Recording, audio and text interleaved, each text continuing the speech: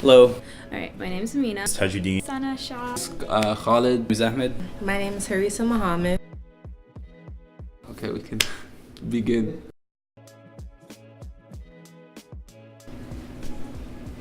I feel like my teachers did a good job of making me feel comfortable and welcome in the classroom and gave me opportunities to grow as an individual. But when it came time to talk about 9/11, talk about terrorism and jihadism, my U.S. history teacher would teach the class as if I wasn't there or as if there weren't any Muslims in the room. So I think it's important when discussing terrorism or jihadism to make it clear that that is not what Islam is, and that is not who we are as Muslims. I think it's important to make it clear that Islam is a peaceful religion, and it's apparent in many of the things that we do as Muslims. So when that subject does come up in class, especially for the generation that was born after 2001, I think it's important for them to hear from their own teachers that Islam is not a religion to be feared, but there are people out there who are doing bad things. Academically, a lot of Muslims are pretty fine. But socially, just to know that we're constantly being questioned about who we are and why we are Muslim, and just to explain ourselves, and we don't always have the best answers, and it's kind of it puts us on the spot. So a lot of times, a lot of Muslims I know, at least the guys, if they have a chance, they'll kind of hide who they are in school. They don't really mention that they're Muslim all the time. Like when I was trying to start Muslim Student Association over at my high school, it was very difficult to find them, and they would just kind of laugh you off and just kind of walk away, kind of nervously, like, oh, hey, I don't want people to know about this. So yeah, I think that's a big deal, and also bullying is actually very widespread, more than what people would want to believe. I know I had my own experiences with it until I shut them down, but I know a lot of kids that weren't able to stand up for themselves, and it's actually pretty bad.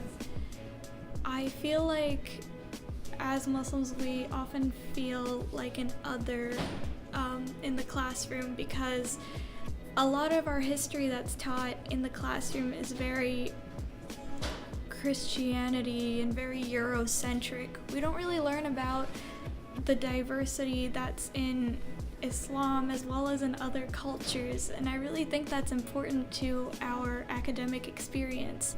Socially, I think this also plays a huge part in us. A lot of people assume that Muslims are all Arab or we're all South Asian, but the truth is we're all very different and have different experiences, and we're not all the same, and that's wonderful, and I think more teachers should know and realize that. I would want them to know, well, first and foremost, that we have a few more obligations throughout the day than, like, say, a normal student would, or like a typical student would. Obviously, we have to pray, which is like at least, depending on what time of year, it might be once a day, it might be twice a day, or depending on how early you guys are trying to get us to school, we might have to pray on campus for Fajr.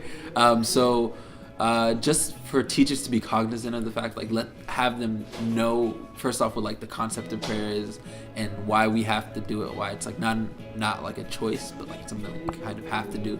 And if students want to leave the classroom, they shouldn't be hassled for it, like to go out and pray. So at one point I went directly to my principal and talked to her about having Jummah prayer at my school. Just a group of Muslim kids, get a conference room, and we just sit in there for maybe the duration of our lunch period, and we do Jummah, and she let us do that. It was awesome. Well, one was helping us start a Muslim Student Association at my school, but in terms of having a place to pray during school, especially when it comes time for the noon and afternoon prayers, I think it's important for students to feel comfortable stepping out of the classroom to go pray, because that is something that they also need to do. And they shouldn't feel that they're missing anything by stepping out to pray, especially when it comes time for our Eid holidays. I think that my teachers made it easy for me to catch up after coming back from the holiday, but I can't speak for everybody, so I think teachers should help students get back up to speed when they come back. A lot of teachers were like very, especially in Montgomery County. When I was in Arizona, it was a little bit different. Things were a little bit more backwards. But here in Montgomery County, teachers were like surprisingly like knowledgeable about the religion, and they didn't necessarily spout like the same Islamophobic rhetoric that a lot of other people would. Obviously, not all my teachers. Some teachers were terrible, but thankfully, like my social studies teacher, who it's sort of his job to know, knew, and that's important because when students ask questions about that in the classroom, you should have somebody who knows what they're talking about, who can answer those questions, even if it's on a very basic level. We can't expect students to know everything.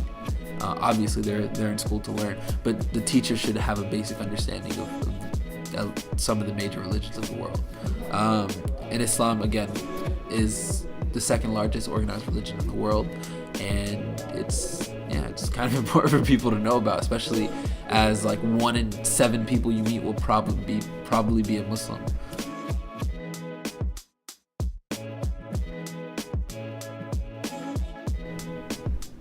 I think, like I said before, prayer space. If the school allows us to do Jummah prayer, just give us a place to pray. And it doesn't have to be a big deal. It could just be a janitor's closet. It could be just an empty teacher's room during lunch break. Make it easy for them. If they say that they need a space, don't question, don't drag them all around the block. I remember when I was in school, and we had an MSA, but it fell apart because we couldn't find an advisor. Right? No teacher wanted to do it, and there were no teachers on campus that were Muslim at the time. The year before, one had just left on maternity leave, so we couldn't find anybody to be our advisor, so we could have a club. And so for the first month and a half of school, we would pray in like staircases, and then the security guard would come and harass us and say, "Hey, you guys can't do this." And I was like, "Okay, well, you have to find us a different place to pray."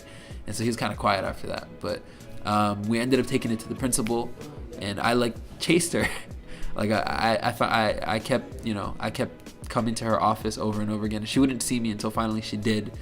And she's like, "Okay, well, if you can find a space, then you guys can pray there." And again, no teacher wanted to stay in there with us, so I happened to be friends with the librarian, and she said that we could use one of the rooms as long as she was there. If I didn't know the librarian, if I didn't know that there was a space that was open, we would have just spent the whole year without a place to pray. And it took, like I said, a month and a half, which is ridiculous, for us to be able to find a place to pray our regular prayers, our obligatory prayers, and our Friday prayer, which is like an obligation for Muslims. And I just thinking back to that process, it wasn't easy. And I knew why our MSA had like basically fallen apart, is because we had so little support from our administration. What I do kind of wish that teachers would be more vocal about is the fact that we only have 2 holidays in the year, and that does sometimes coincide with the school year. I do wish teachers would speak up to our local superintendents and say that please give these students off on their holiday, because it's only 2 days out of the year. And I mean, I'm sure if people decided to have school on Christmas or on Rosh Hashanah, there would be riots. So it would be much appreciated if we could get the same treatment when we are the second largest organized religion in the world. And as well, bring out an environment in which like you'll listen to our concerns. So like I know a lot of times we'll bring up stuff with the administration or teacher, and they'll be like, "Oh, okay, yeah, I'll deal with it," and then you don't hear anything about it. Just kind of pass it off as like, "Oh no, it's just they'll just pass through. They don't really mean it." And no, it's very important. if you have Muslim kids and you feel that they are going towards a path of isolation, communicate with them. I wouldn't say to treat them any differently than you would any other student. However, in the time of need, I think communication is a key, and that doesn't really have to just apply to Muslims. It can apply to anyone in general. But I think communication is one of the biggest things that teachers have in terms of influences and comforting. There should be some type of sensitivity training, or like training for teachers. Like, you know, some students do have special needs, but they don't know that they're allowed to get those recognized or like met. So if a student needs to pray, or they need, you know, there should be a way, like a teacher, and maybe in the beginning of the year, teacher should say, if you have any special needs or concerns, you know, come to me and we can help figure it out, or something along those lines, just so that teachers can sort of open up the floor for students to come to them. Students should be able to feel comfortable coming to their teachers with these sort of issues or problems. And that should be from a top-down level, of course. That should be part of teacher training before the school year starts. I think it's just very important for teachers to teach students that Islam is a religion of peace and we are a peaceful people, that what they are seeing in the media is not who we are. In fact, it's not Islam at all. So making it clear that we are a people who just want to learn and want to grow and want to be successful, and I think it's important for students to hear that. I think that, especially now, teachers need to be more vocal about their support. It's not just enough to post on social media or say it in one-on-one conversations. We need action. We need to create organizations and systems that promote understanding and diversity and growth.